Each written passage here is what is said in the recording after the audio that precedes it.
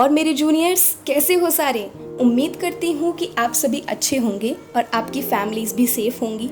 मैं हूँ आपकी YouTube study partner Kiara and currently I am a student of class 11।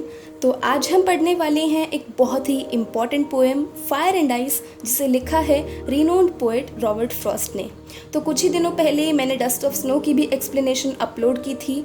मैंने चैनल पर इसे अपलोड किया है और इंग्लिश प्लेलिस्ट में ये आपको मिल जाएगी, जहां हमने ये देखा था कि किस तरह रॉबर्ट फ्रॉस्ट अपनी छोटी छोटी पोएम्स के थ्रू डीप मैसेजेस प्रोवाइड करते हैं और नेचर को सिंबलाइज करते हैं। Fire and ice is also an example, जहाँ two natural elements fire and ice को फ्रॉस्ट ने बहुत ही डीपली सिंबोलिज्म के लिए यूज़ किया है।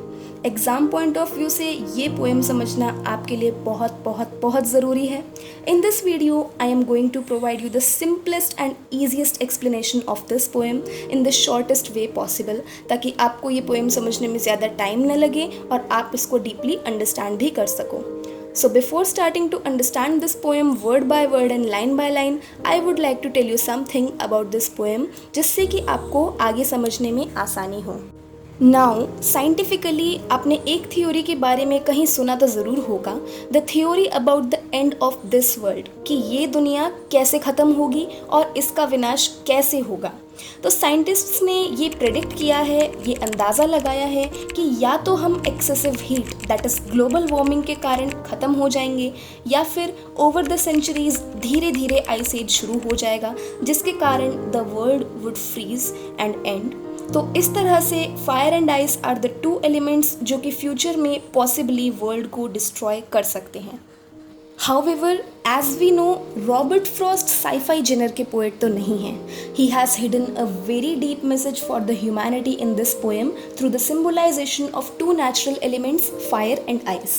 जब आप फायर के बारे में सोचते हो तो आपके मन में क्या फीलिंग आती है? Personally, I feel the emotions of anger and passion.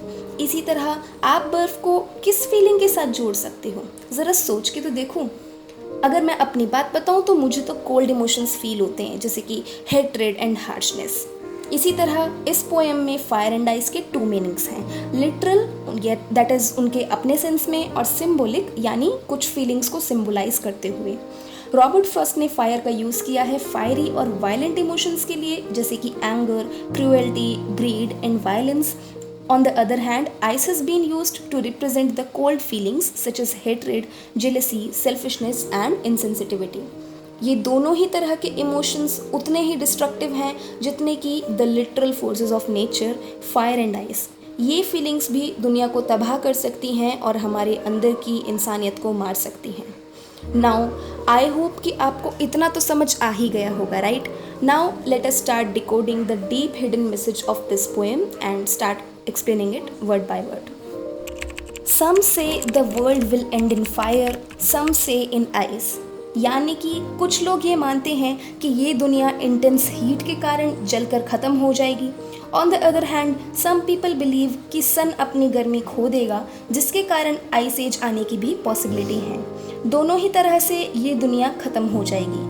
Symbolically Frost ये कहना चाहते हैं कि लोगों के violent as well as cold emotions दोनों में डिस्ट्रक्टिव पावर्स हैं, जो कि हमें ख़त्म कर सकती हैं, हमारे अंदर की इंसानियत को बर्बाद कर सकती हैं। आई होप आपको इतना समझ आ गया होगा। So let's move on to the next line. From what I have tasted of desire, I hold with those who favor fire. Now what does this line mean? ये tasted of desire का क्या मतलब है? यहाँ tasted का मतलब है चख कर देखना या फिर experience करना, deal करना। और desire, well you must know its meaning. desire का मतलब होता है किसी चीज़ की चाहत and it is a very passionate emotion. यहाँ desire एक fiery emotion है, तो ये fire से associated है। तो पोएट की इन दो लाइंस का ये मतलब है कि जितना उसने खुद डिज़ायर को एक्सपीरियंस करके देखा है, वो उन लोगों के साथ होल्ड करता है, उनके फेवर में हैं जो कहते हैं या ये मानते हैं कि ये दुनिया फायर के कारण ख़त्म होगी। साइंटिफिकली लेकर चलें तो ग्लोबल वार्मिंग, और सिम्बॉलिकली लेकर चलें तो emotions represented by fire like desire, anger, cruelty, greed etcetera. तो ओवरऑल फ्रॉस्ट ये कहना चाहते हैं कि उनके अपने एक्सपीरियंस के अकॉर्डिंग वो सोचते हैं कि ये दुनिया ऐसे वायलेंट इमोशंस के कारण ख़त्म होगी, क्योंकि वो जानते हैं कि ये फीलिंग्स इतनी स्ट्रॉन्ग हैं कि इंसान के दिल और दिमाग पर हावी हो जाती हैं। Moving on to the next line. Frost writes, but if it had to perish twice.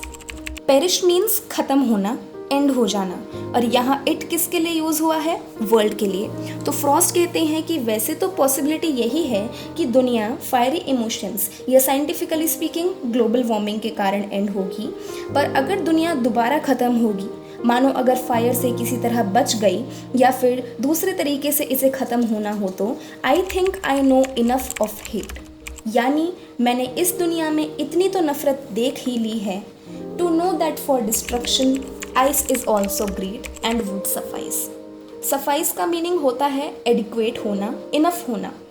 तो फ्रॉस्ट क्या कह रही हैं कि अगर दुनिया को दोबारा ख़त्म होना होता तो मैंने इतनी नफ़रत देख ली है कि मैं जानता हूँ कि आइस यानी कोल्ड इमोशंस जैसे जेलसी, हेट्रेड, सेल्फिशनेस एट्सेट्रा, ये भी डिस्ट्रक्शन के लिए, तबाही के लिए सफिशिएंट हैं, काफ़ी हैं।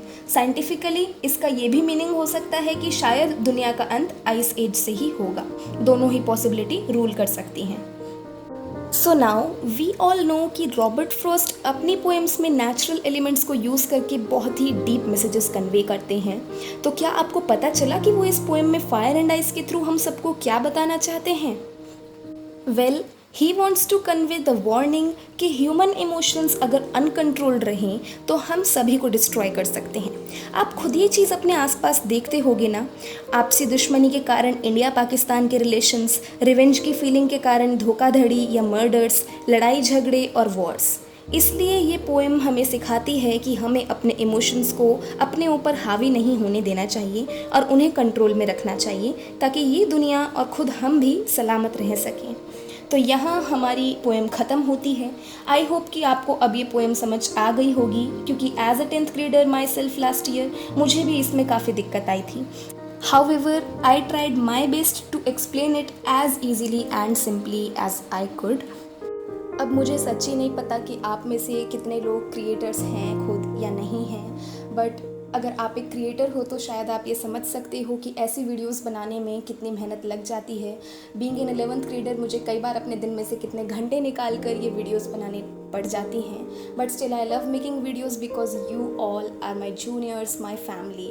सो इस एक्सप्लेनेशन के बदले आप मेरे लिए क्या कर सकते हो कि अपने दोस्तों और क्लासमेट्स के साथ ये चैनल, ये वीडियो ज़रूर शेयर करो ताकि फैमिली बड़ी हो सके। लाइक करो और कमेंट करके मुझे बताओ वीडियो कैसी लगी। Thank you so much for watching, juniors. I love you so much.